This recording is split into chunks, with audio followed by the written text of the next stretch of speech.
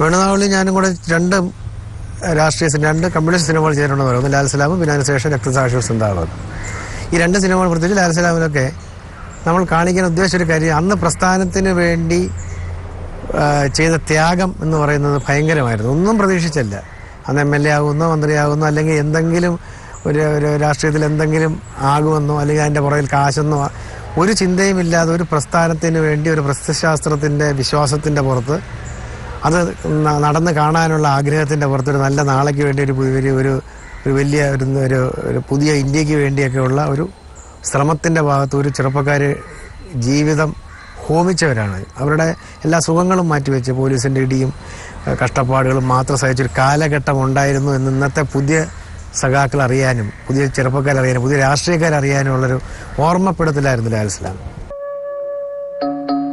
എന്താ DK ഇതിന്റെ ഒരു അവസാനം? ഇതിനൊന്നും അവസാനമില്ല നെട്ടൂരാനെ. പോലീസിന്റെ പിടിയിലാവുന്നവർ ഇങ്ങനെ കഴിയുക. എങ്ങനെ കഴിയാനാ?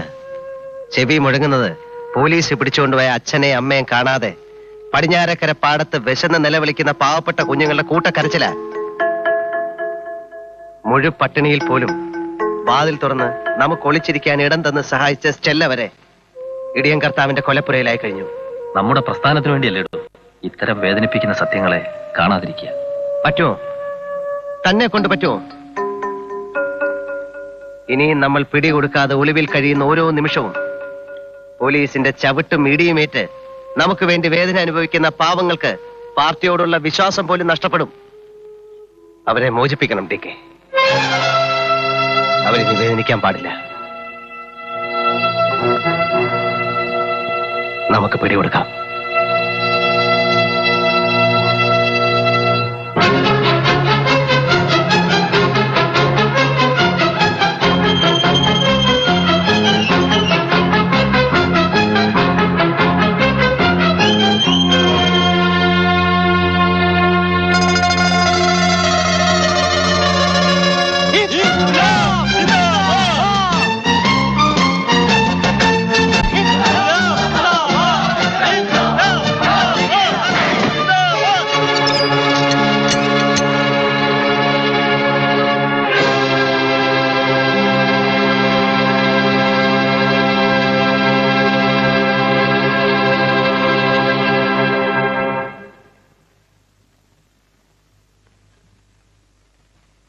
അന്നമ്മ പ്രസവിക്കുന്ന ഒന്നാണ് സത്യപ്രതിജ്ഞ നടക്കുന്നത്. അപ്പോൾ അതിന് പോയിട്ട് വരുമ്പോൾ നയാ പൈസ കയ്യിലില്ല. മരുന്ന് വാങ്ങിക്കാൻ മരുന്ന് വാങ്ങിക്കാൻ നയാ പൈസ കയ്യില്ലാത്ത ആ ഒരു അവസ്ഥയിൽ അന്നുണ്ടായിരുന്ന പള്ളിയിലെ അച്ഛനാണ് അദ്ദേഹത്തിന് പൈസ കൊടുക്കുന്നത്. അത് റിയലായിട്ട് നടന്നൊരു സംഭവമാണ്. അതിൻ്റെ ഓർമ്മ നെട്ടുരാൻ സൂക്ഷിക്കുകയും നെട്ടുരാൻ പിന്നെ കാശുകാരനായതിനു ശേഷം അച്ഛൻ പള്ളിയിലെ ആവശ്യത്തിന് കാശിന് വരുമ്പോൾ 5 ലക്ഷം രൂപ കൊടുക്കുന്നുമുണ്ട്. അപ്പോൾ അങ്ങനെ ഒരു റിയൽ ഇൻസിഡൻറ്റ് ഉണ്ടായിട്ടുണ്ട്. കാരണം അന്ന് മദർ പറഞ്ഞ് എനിക്ക് ഓർമ്മയുണ്ട്, ഇതുപോലെ അച്ഛൻ വന്നാൽ കാശ് കൊടുക്കുകയും ആ തിരിച്ചു കൊടുക്കാൻ കഴിഞ്ഞാൽ ആ ചാരിതാർത്ഥ്യം ഫാദർ സൂക്ഷിച്ചിരുന്നു എന്നുള്ളതും പിന്നെ പലപ്പോഴും അന്ന് പ്രസ്ഥാനത്തിൻ്റെ ഒരു ഭാഗമായിട്ട് നിരീശ്വരവാദം പറഞ്ഞിരുന്നു എന്നുള്ളതല്ലാതെ പലരും അങ്ങനെ 100% നിരീശ്വരവാദികളൊന്നും ആയിരുന്നില്ല. അതുകൊണ്ട് റിയൽ ലൈഫിലും മദറിന് പള്ളിയിൽ പോകാനും അല്ലെങ്കിൽ ഞങ്ങളൊക്കെ പള്ളിയിൽ പോകുന്ന സമയത്തൊക്കെ അതിനെതിര് പറയുകയോ എതിര് നിൽക്കുകയോ ചെയ്തിട്ടില്ല. അതിനുള്ള എല്ലാ സൗകര്യങ്ങളും അദ്ദേഹം ചെയ്തു തന്നിട്ടുണ്ട്. അപ്പോൾ അത് എനിക്കതിപ്പോൾ ഈ കാലഘട്ടത്തിൽ അതിപ്പോൾ ഒരു പ്രശ്നമല്ല. ഇപ്പോൾ വളരെ കുറച്ചുകൂടെ സ്പഷ്ടമായിട്ട് നിരീശ്വരവാദം ഒരു റൂളായിട്ടൊന്നും ഇപ്പോൾ അത് പറയുന്നുമില്ല പ്രസ്ഥാനം. അപ്പോൾ ആ ഒരു കാലഘട്ടത്തെ ഓർമ്മിപ്പിക്കാനാണ് ആ ഒരു സീക്വൻസ് എന്ന ആ സിനിമയിൽ നമ്മൾ ഉൾക്കൊള്ളിക്കേണ്ടി വന്നത്. ഫെലിക്സ് അച്ഛൻ കാണാൻ വന്നിരിക്കുന്നു. വരുന്നു.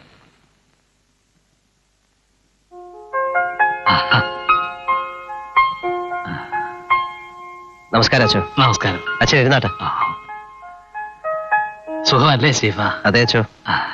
എല്ലാ കാര്യങ്ങളും അന്നമ്മ എന്നോട് പറയാറുണ്ട്. പിന്നെ ഞാൻ വന്നത് പള്ളിക്കാര്യങ്ങളിലൊന്നും തനിക്ക് താല്പര്യമില്ലാന്ന് എനിക്കറിയാം. എന്നാലും ഒരാവശ്യം വരുമ്പോ നിങ്ങളോടൊക്കെ അല്ലാതെ പിന്നെ ആരോടാ ചോദിക്കുക? നമ്മുടെ പള്ളിയുടെ വകയായി ഒരു അനാഥ മന്ദിരം നടത്തുന്ന കാര്യം അറിയാം അച്ഛോ. ഇപ്പോ അവിടുത്തെ സ്ഥിതി വളരെ മോശമാണ്. 7 വയസ്സിനും 12 വയസ്സിനും ഇടയ്ക്കുള്ള 5 പിള്ളേർക്ക് അന്ന ഊട്ടി തുടങ്ങിയതാ. 58 അന്തേവാസികളുണ്ട് ഇപ്പോ. ഇടവക പ്രമാണിമാര് കുരിശടി വലുതാക്കാനും പള്ളി മോടി പിടിപ്പിക്കാനേ കാശ് തരൂ. ഇക്കാര്യം കേൾക്കാൻ പോലും അവർക്ക് താല്പര്യമില്ല. സത്യം പറഞ്ഞ സ്റ്റീഫ, കഷ്ടിച്ച് 2 നേരം അവർക്ക് ആഹാരം കൊടുക്കാൻ പോലും പറ്റുന്നില്ല. എന്തെങ്കിലും സഹായം ചെയ്യണം, തനിക്ക് കഴിയുന്നത് പോലെ. ഉണ്ണിത്താനെ ഓ മുഴുവനും ഉണ്ട്. അതിങ്ങ് തന്നെ.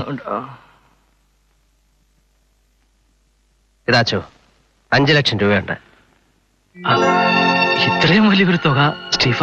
ഇല്ലച്ചോ, അന്നമ്മയ്ക്ക് മരുന്ന് വാങ്ങിക്കാൻ അന്ന് അച്ഛൻ തന്ന 50 രൂപയുടെ വില ഈ 5 ലക്ഷത്തിനില്ല. എന്റെ സന്തോഷം ഞാൻ ആരോടാ പറയേണ്ടത്? കർത്താവേ, എല്ലാ അനുഗ്രഹങ്ങളും ഇവർക്ക് നൽകണമേ. ആ സിനിമയിൽ നെട്ടൂർ സ്റ്റീഫനും ഡി കെ ആന്റണിയാണ് 2 സുഹൃത്തുക്കൾ. അപ്പോൾ അതിനകത്ത് തീർച്ചയായിട്ടും എൻ്റെ പിതാവിനെ മനസ്സിൽ കണ്ടുകൊണ്ട് തന്നെയാണ് നെട്ടൂർ സ്റ്റീഫൻ എന്നുള്ള ക്യാരക്ടറും മറ്റത് ടി വി തോമസിനെ മനസ്സിൽ കണ്ടുകൊണ്ട് അവരുടെ സൗഹൃദമാണ് എന്നെ ആ സിനിമ അങ്ങനെയുള്ളൊരു 2 കഥാപാത്രങ്ങൾ സൃഷ്ടിക്കാൻ എന്നെ പ്രേരിപ്പിച്ചത്.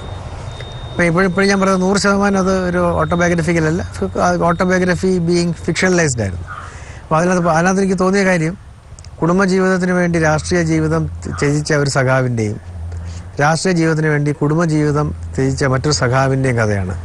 അപ്പോൾ 2 ത്യാഗങ്ങളുണ്ട്. ഒരാൾക്ക് നഷ്ടപ്പെട്ടത് കുടുംബജീവിതമാണെങ്കിൽ മറ്റൊരാൾക്ക് നഷ്ടപ്പെട്ടത് പാർട്ടിയാണ്. അപ്പോൾ ആ വൈരുദ്ധ്യവും ആ 2 പെയിനും ആ 2 സൗഹൃദവും അല്ല അവർ തമ്മിലുള്ള ബന്ധവും അതൊക്കെയാണ് ആ 2 ക്യാരക്ടേഴ്സിലേക്ക് നമ്മൾ ആവാഹിച്ച് കൊണ്ടുവരാൻ ശ്രമിച്ചത്. പയ്യെ നെട്ടൂരാനെ, എത്ര നാൾ ഈ രാഷ്ട്രീയ പുതപ്പിൽ എനിക്ക് ഞാനല്ലാതെ കഴിയാൻ പറ്റും? ഒരു മനുഷ്യനല്ലേടോ ഞാൻ.